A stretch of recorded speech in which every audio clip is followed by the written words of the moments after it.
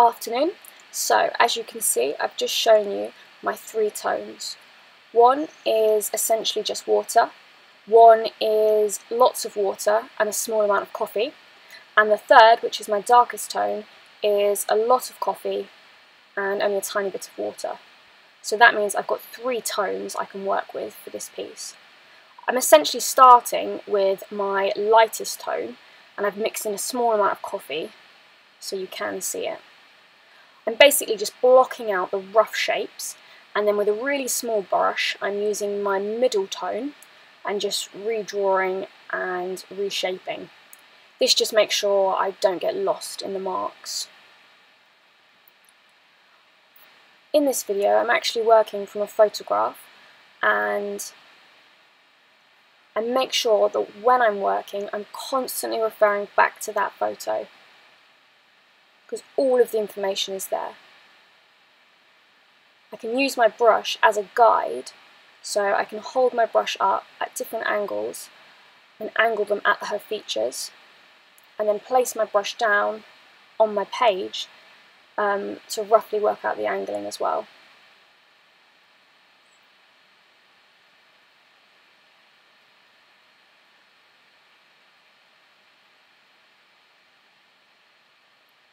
Just then you can see it's gone a much darker colour. I've now actually mixed in some ink. I've only used a small amount of ink, just so I can get even darker tones.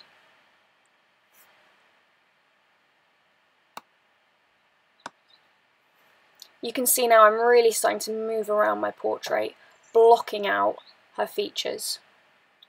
And only once I've quite quickly blocked them out do I then rework and refine my portrait using my much smaller brush and those darker tones. You can see I'm constantly jumping around the portrait. I try not to just stick to one area too heavily, and you're just constantly trying to move around your portrait.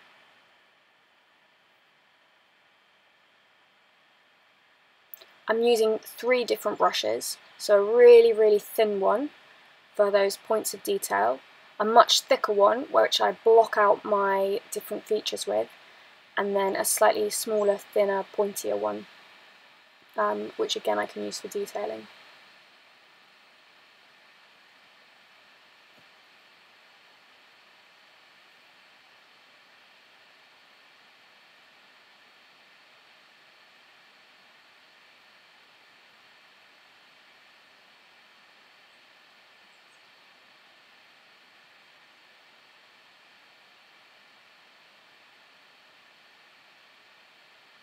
If you make a mistake while you're working, you can actually make your brush quite watery and then almost use it as a rubber, so you can apply your brush down and then just lift off whatever mistake you've made with some tissue. Just dab it very gently.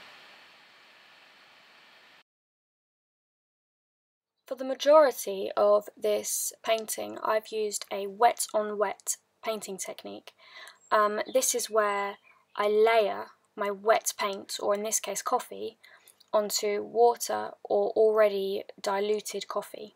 So I'm layering my wet paint into more wet paint.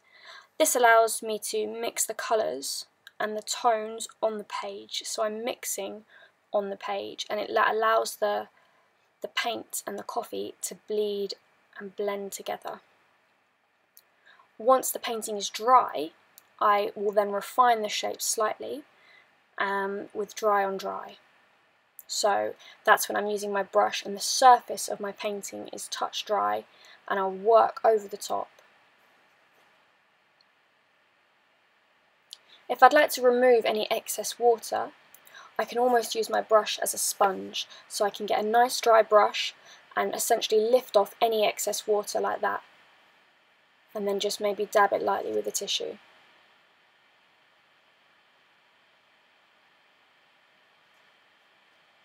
You can see now I'm blocking in loads more of my painting using a much bigger brush, working quite quickly. I've used different painting techniques here to create the different textures within this work.